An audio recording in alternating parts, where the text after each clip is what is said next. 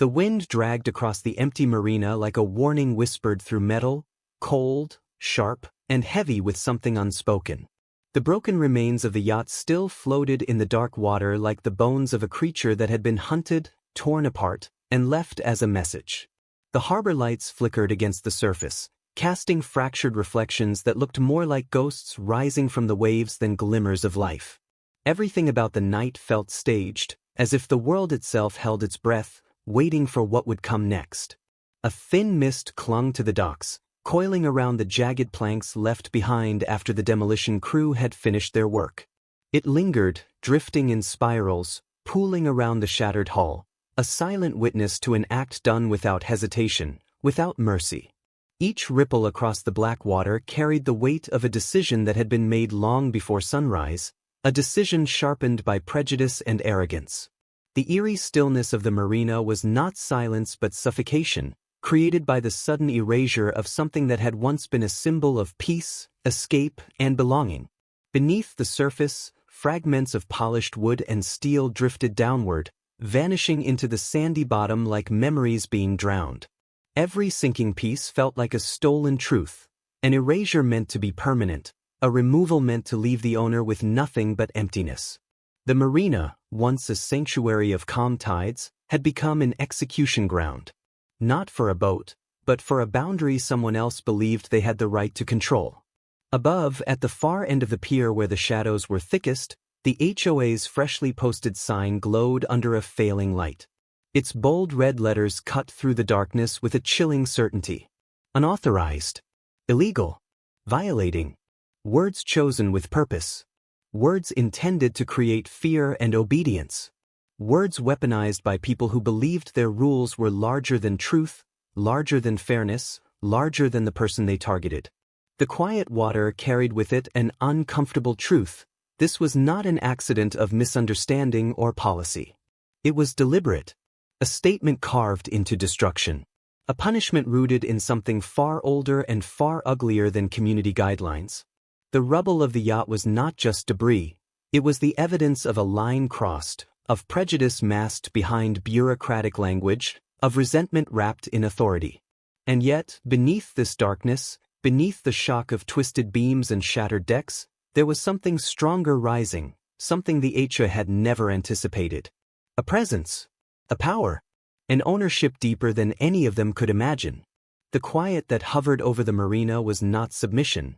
It was the calm before the storm, the moment before the truth unfurled with the force of a tide that could not be stopped.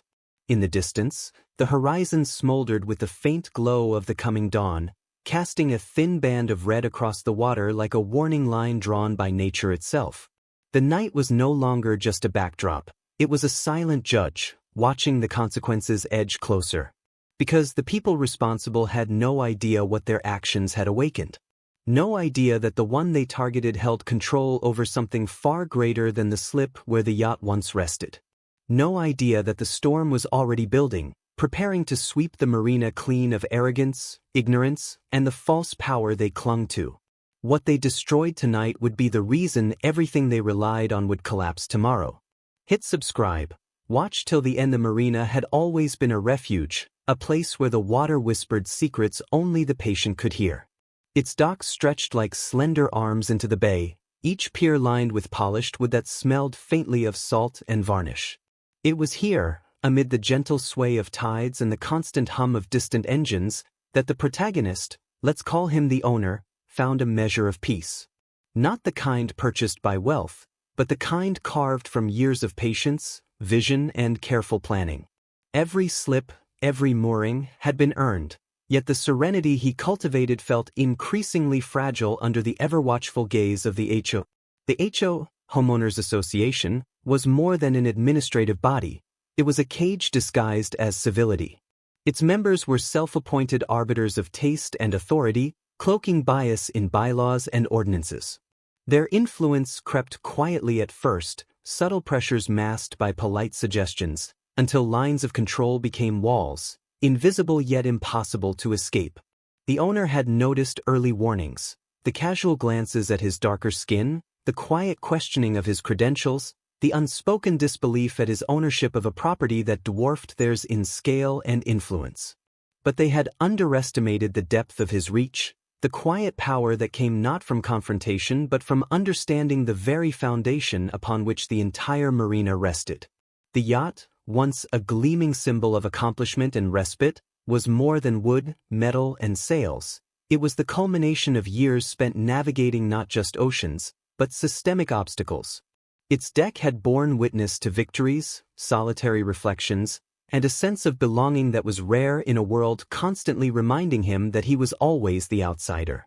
It was in these moments, standing at the bow while the wind tore at his coat, that the owner felt a fragile certainty that mastery over one's destiny was the only shield against forces determined to impose limitation. From the edge of the marina, the town beyond seemed distant, its lights muted through the haze of water and fog. Here, jurisdiction felt irrelevant, authority fragile. Yet even within this seemingly insulated sanctuary, the tendrils of discrimination slithered quietly. Notices, fines, and rules were weaponized with surgical precision, designed to provoke compliance through intimidation. There were whispers of complaints filed without merit, neighbors encouraged to act as eyes and ears, and an unspoken consensus that some people simply did not belong on this water. The HOA wielded these mechanisms like a blade, invisible, precise, and devastating when the target was unprepared. The owner observed this with careful patience. He knew the rules, knew the Byzantine maze of property law, and had mapped every loophole the HOA assumed would remain hidden. But patience alone was not enough. Awareness had to be paired with strategy, and strategy required understanding the subtle layers of prejudice that motivated action. The HOA's hostility was not random, it was an orchestrated response to difference, cultural, racial, and economic. Each violation, they cited, each demand for conformity, was a carefully constructed performance, a demonstration of power designed to remind him that, despite his ownership, he would never be fully accepted. Yet beneath this growing tension, the owner found solace in the water. Each sunrise over the marina was a study in contrast, a reminder of the calm beauty of reflection against the chaos of human machinations.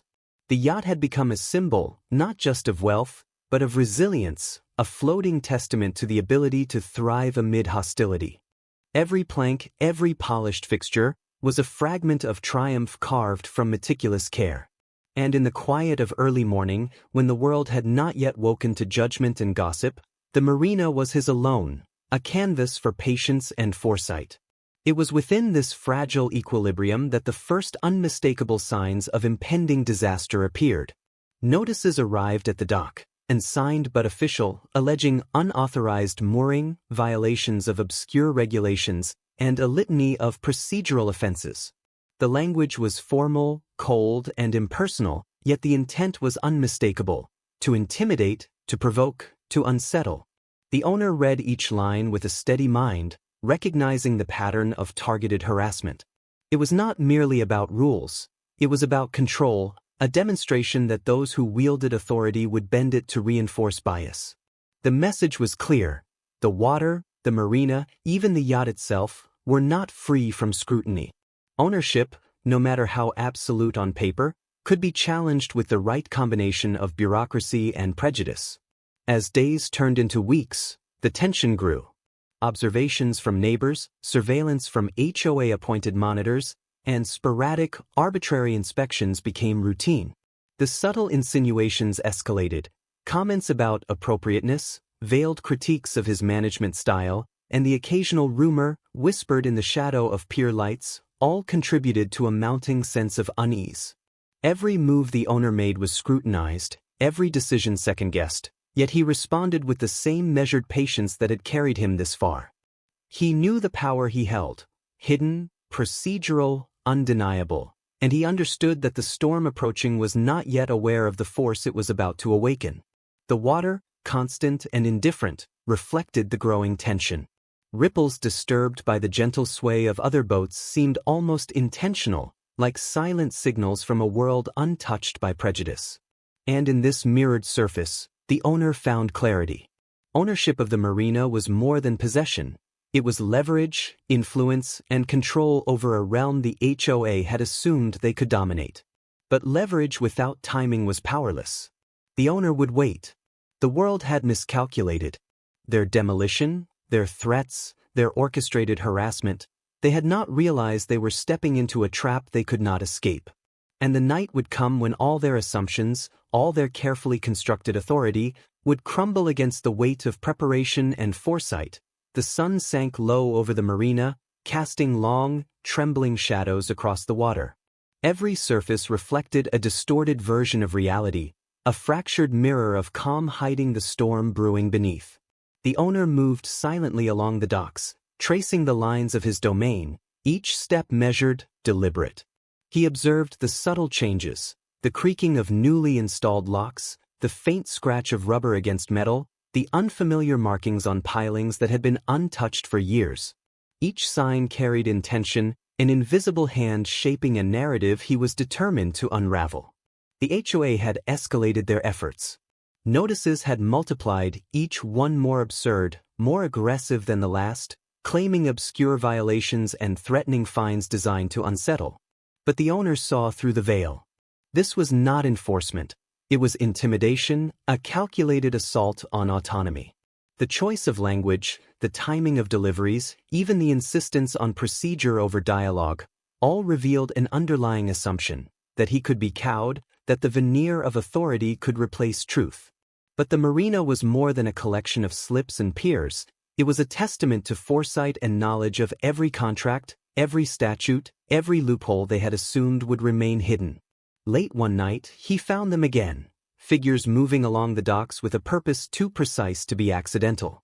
The shadows danced across the water as they inspected lines, touched hulls, measured decks, and left no trace beyond a sense of violation. Their eyes carried a subtle contempt, a disbelief that someone like him could belong here, could own this, could operate beyond their sanctioned vision of the world.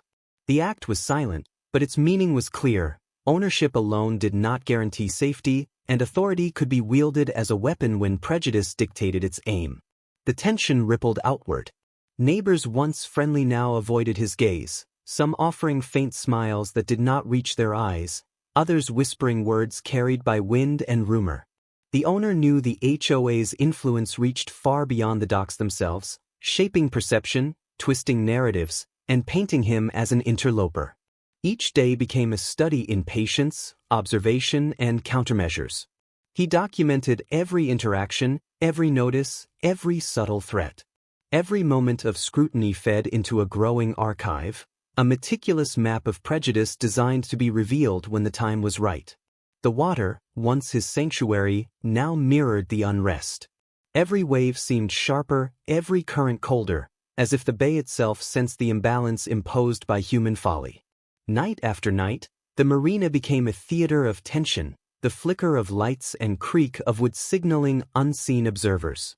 The owner moved through it with quiet vigilance, tracing patterns, anticipating movements, and noting every irregularity.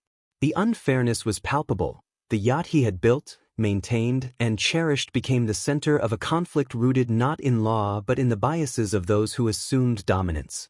And then came the demolition notices, official, formal, unyielding. The language was precise, yet the implication was raw: remove the yacht, or face consequences enforced with authority they assumed could not be challenged. The act was an assault cloaked in bureaucracy, a declaration of control backed by systemic prejudice. Yet beneath the fear it was meant to instill, the owner recognized opportunity. Every violation cited was a misstep, a sign of overreach, a moment where arrogance outpaced caution. The seeds of their downfall were already sown in the meticulous way they wielded their power. As the days passed, subtle acts of sabotage began. Lines were slashed, mooring points tampered with, minor damages inflicted on unattended sections of the marina. Each incident carried a signature of intent, a calculated test of his response. The owner observed, catalogued, and waited. He understood that confrontation at this stage would be premature. The storm had to be allowed to gather strength, the opposition allowed to reveal the full extent of their arrogance and bias. Patience was his weapon, and he wielded it with a precision matching the meticulous design of the yacht itself. The tension extended beyond property. Reputation, perception, and social standing were under siege. The HOA leveraged neighbors, spreading whispers designed to isolate, to undermine confidence, and to create an impression of inevitability that the yacht was transient, that the owner's control was fragile, and that any resistance would be futile. Each small act of intimidation, each procedural notice, each veiled insult, layered upon the last, constructing a narrative they believed could not be challenged. But they had misjudged him. Every layer they built became material for the eventual exposure, each act of bias another brick in the structure that would reveal them. In the shadows of the docks, the yacht waited, a silent witness to escalating tension. Its polished surfaces reflected moonlight like steel eyes, cold and aware, mirroring the owner's resolve. The destruction they imagined imminent had not yet occurred, and when it did, it would not mark loss, it would mark revelation. Every preparation, every careful observation, every patient cataloging of injustice would culminate in a reckoning the HOA had never considered. Their assumption of dominance, rooted in prejudice and reinforced by bureaucracy, had made them blind to the power inherent in knowledge, ownership, and patience. The rising tension, like the tide, swelled quietly but irresistibly. The sun rose slowly over the marina, casting amber light across water that had once reflected tension, now mirroring clarity. The remnants of the yacht, once torn and shattered, had become a monument, not of destruction, but of revelation. The owner stood at the edge of the dock, watching the calm ripple across the bay, understanding that patience had turned the tide. The chaos imposed by the HOA, their arrogance, and their prejudice had exposed them, each catalogued, each act of bias documented, leaving a trail they could no longer conceal. The destruction they imagined would weaken him had, instead, illuminated their ignorance. Their rules, their authority, their assumed dominance, all predicated on intimidation, crumbled quietly beneath the weight of foresight and truth. The marina was no longer just a domain, it was a statement, a canvas showing that knowledge, preparation, and persistence could counter prejudice more powerfully than confrontation alone. Every dock, every slip, every calm wave whispered that ownership without understanding is fragile, but ownership paired with wisdom is unstoppable.